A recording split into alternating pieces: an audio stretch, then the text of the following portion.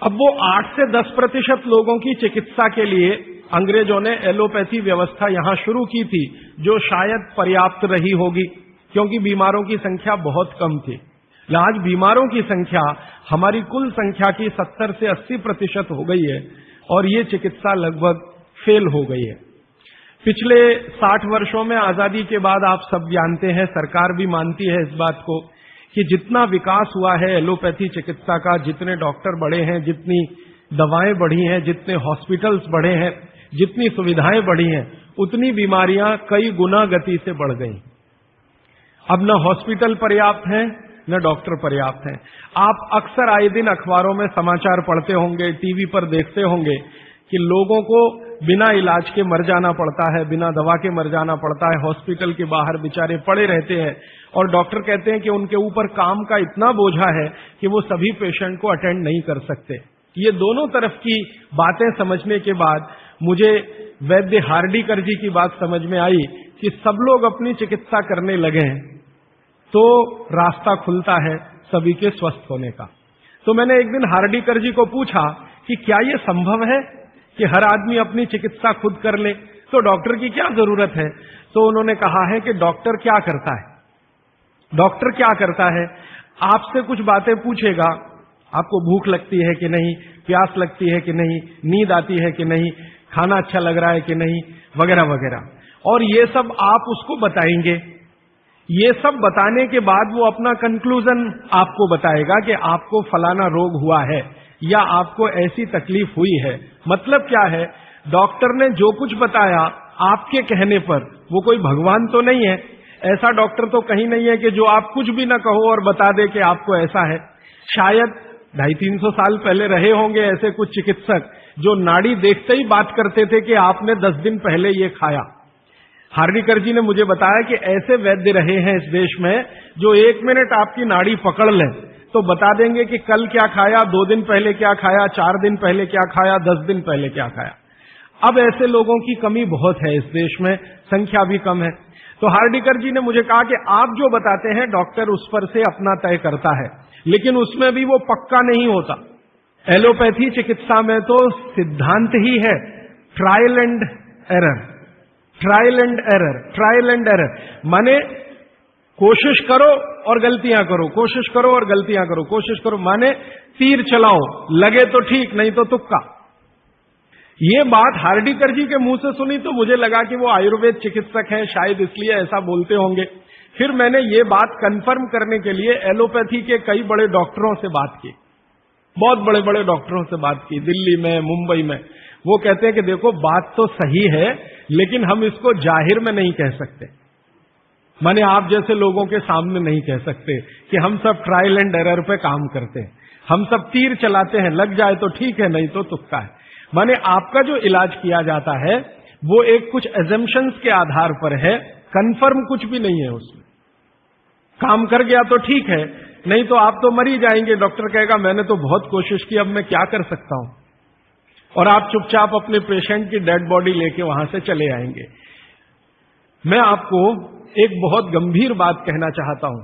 हिंदुस्तान के एलोपैथी चिकित्सा के शीर्षस्थ डॉक्टर जो इस देश में हैं, उनकी एक संस्था है। वो संस्था की एक कॉन्फ्रेंस में मैं चला गया था गलती से, एक डॉक्टर मुझे पकड़ के ले गया था, मेरा जाने का तो कोई अधिकार नहीं था, लेकिन डॉक्टर ले गया था। वो कहता था कि तुम सुनना बस बैठ के, हम बात क्या करते हैं, कुछ बोलना नहीं, कुछ कहना नहीं, रिएक्ट नहीं करना, बस सुनना, हम देखो क्या बातें करते हैं। तो उस कॉन्फ्रेंस में 3 दिन में बैठा रहा दिल्ली में। जो बातें होती हैं वो आपको सुना दी जाए तो आप किसी भी एलोपैथी चिकित्सक के पास नहीं जाएंगे। वो बिल्कुल इस तरह से बातें करते हैं जैसे कोई कसाई बकरे को काटने से पहले बात करता है। ऐसी स्थिति इस देश में आ गई है। फिर 3 दिन सुनने के बाद मैं परेशान हो गया, तो मैंने वो डॉक्टर से कहा मैं जाना चाहता हूं। उसने कहा अब तुम समझ गए हम लोग क्या हैं। तो मैंने कहा ये आपने मुझे समझाया क्यों? तो उन्होंने कहा तुम एक काम कर सकते हो जो हम नहीं कर सकते, कि ये बातें दूसरों को समझा दो। ऐसी स्थिति है। उसमें जो सबसे गंभीर बात हुई थी वो मैं आपको एक वाक्य में कहना चाहता हूं। वो ये कहते थे सभी डॉक्टर एक दूसरे से सहमत होते हुए कि 250 वर्षों में एलोपैथी चिकित्सा ने एक ही काम किया है, दर्द से लड़ने का, बस, इसके अलावा कुछ नहीं। 250 वर्षों में एलोपैथी चिकित्सा ने एक ही रिसर्च किया है, एक ही काम किया है, एक ही शोध किया है, वो दर्द से लड़ने का, इसके आगे कुछ नहीं है। और ये बात मैं बहुत घंटों घंटों सोचता रहा, तब जाकर मुझे मन में प्रेरणा हुई कि मुझे तो भारत के लोगों को कुछ और बताने की जरूरत है। तब मैंने हार्डीकर जी को पूछा कि अब मेरे समझ में आया, आप बताइए क्या करना चाहिए। तो उनका, देखो, आयुर्वेद एक ऐसी चिकित्सा पद्धति है जिसमें महान महान लोगों ने, चरक ऋषि, सुश्रुत ऋषि, बागभट्ट ऋषि, निघंटु ऋषि, पाराशर ऋषि, ये सब महान महान लोगों ने एक बात कॉमन कही है, और वो ये कही है कि जो व्यक्ति मरीज होता है वो सबसे अच्छा डॉक्टर हो सकता है। इसको आप गंभीरता से मनन करते रहिए। ये बात चरक ने भी कही है, सुश्रुत ने भी कही है, बागभट्ट ने कही है, निघंटु ने कही है, पाराशर ने कही है कि जो रोगी होता है वो सबसे अच्छा डॉक्टर हो सकता है, क्योंकि उसको अपने दुख और तकलीफ का जितनी गहराई से महसूस हो सकता है वो किसी भी डॉक्टर को नहीं होता। जो अपने दुख तकलीफ को गहराई से महसूस कर सकता है वो चिकित्सा भी कर सकता है, बस उसको कुछ ज्ञान की जरूरत है। और कुछ ज्ञान, ज्यादा नहीं, थोड़ा सा ज्ञान अगर उसके जीवन में है तो वो कहते हैं कि वो हर तरह की बीमारी से लड़ सकता है और दूसरों को मदद कर सकता है। उनके इस वाक्य से मुझे बहुत प्रेरणा हुई कि जो रोगी है वो सबसे अच्छा चिकित्सक हो सकता है। और आयुर्वेद के जितने बड़े पंडित हैं वो भी मानते हैं इस बात को। वो ये कहते हैं कि आयुर्वेद का 85% हिस्सा, ये बात मैं आप सबको बहुत विनम्रता पूर्वक लेकिन गंभीरता से कह रहा हूं, इसको आप कभी भूलिएगा मत, आपके जीवन के स्वास्थ्य और चिकित्सा का 85% हिस्सा इतना सरल और आसान है कि आप स्वयं उसे कर सकते हैं। मात्र 15% हिस्सा ऐसा है जिसमें आपको किसी विशेषज्ञ की मदद की जरूरत पड़ सकती है, मात्र 15%। अगर परसेंटेज में बात किया जाए तो आप जानते हैं 33% पर आदमी पास हो जाता है, और उसके ऊपर सेकंड डिवीजन, थर्ड डिवीजन, और 60 पे तो फर्स्ट डिवीजन होती है, 75% पे तो डिस्टिंक्शन आ जाती है। मैं 85% की बात कर रहा हूं। 85%, 85% चिकित्सा और स्वास्थ्य का हिस्सा ऐसा है जो आप स्वयं अपने जीवन में कर सकते हैं बिना किसी विशेषज्ञ की मदद के। बस 15% हिस्सा है जिसमें किसी विशेषज्ञ की जरूरत है। और आपको मैं एक आगे की बात कहता हूं कि ये जो 15% हिस्सा है आपकी जिंदगी का जिसमें आपको विशेषज्ञ की जरूरत पड़ती है, ये हिस्से में सबसे कम बीमारियां हैं, सबसे कम बीमारियां। माने जहां आपको विशेषज्ञ की आवश्यकता पड़े आपके जीवन में, वो बीमारियों की संख्या सबसे कम है, और जहां विशेषज्ञ की जरूरत नहीं है आपको अपने जीवन में, वो बीमारियां सबसे ज्यादा है।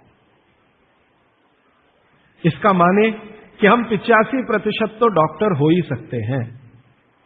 कंक्लूजन इस बात का ये है। अब आप अगर 85% से और बेहतर डॉक्टर होना चाहते हैं तो बागभट्ट ऋषि कहते हैं कि अपने शरीर को थोड़ा जान लीजिए, बस। और वो दूसरी महत्व की बात कहते हैं कि अपने भोजन को पहचान लीजिए। शरीर को जान लीजिए, भोजन को पहचान लीजिए, तो वो कहते हैं आप 100% डॉक्टर हो सकते हैं। शरीर को जान लीजिए मतलब थोड़ा फिजियोलॉजी, थोड़ा एनाटॉमी, आज की भाषा में मैं कहूं थोड़ा शरीर विज्ञान आपको मालूम हो। और ये बहुत आसान है आजकल, कोई मुश्किल काम नहीं है। भारत सरकार ने विभिन्न तरह की छोटी छोटी पुस्तकें छपा रखी हैं जो बच्चों को पढ़ाई जाती हैं। एनसीईआरटी के सिलेबस में अब तो ये आ गया है। वो किताबें बाजार में उपलब्ध हैं, आप खरीद लाइए और आपको थोड़ा फिजियोलॉजी तो समझ में आ ही जाएगा, थोड़ा बहुत एनाटॉमी समझ में आ जाएगा। शरीर के क्या क्या अंग हैं, अंगों के क्या क्या उपांग हैं, हृदय है तो कहाँ है, लीवर है तो कहाँ है, किडनी है तो कहाँ है, लीवर का किडनी से क्या संबंध है, किडनी का हृदय से क्या संबंध है, आपस के उनके इंटर रिलेशनशिप है। अब तो एक चार्ट आता है, कैलेंडर जैसा मेरी आपको विनती है कि खरीद के एक टांग लीजिए अपने घर में, आपको भी मदद करेगा, आपके बच्चों को भी मदद करेगा। तो ये हिस्सा बहुत आसान है, मुश्किल नहीं है। बस इसमें जो मुश्किल हिस्सा है वो ये कि शरीर के अंगों के और उपांगों के जो नाम हैं वो जो भाषा में दिए गए हैं वो आपको थोड़ा कम समझती है, तो आप आयुर्वेद वाला ले लीजिए, वो आसानी से समझ में आएगा, उनके आपस के संबंध वगैरह वगैरह। मैं इस विषय पर ज्यादा नहीं जाना चाहता क्योंकि ये उपलब्ध है आपके सामने, और इसमें ज्यादा बात करूंगा तो समय खर्च होगा। आपको सिर्फ संकेत कर रहा हूं कि आज आप चाहे तो आज, नहीं तो एक दो दिन में कुछ ऐसी पुस्तकें फिजियोलॉजी एनाटॉमी की खरीद लें, नहीं तो एक कैलेंडर चार्ट आता है वो ले लें, 2-3 कैलेंडर के चार्ट आते हैं वो ले लें। अभी सरकार ने एक 12 कैलेंडर का चार्ट निकाला है, बहुत ही सरल भाषा में है, बहुत आसान है, उसको घर में टांग कर पलटते रहें, देखते रहें। ज्यादा से ज्यादा 8-10 दिन आप देखेंगे, आपको समझ में आ जाएगा लीवर क्या है, हृदय क्या है, किडनी क्या है, आपस के इनके फंक्शंस क्या है। ये बात भागवत जी कहते हैं कि थोड़ा शरीर को जान लो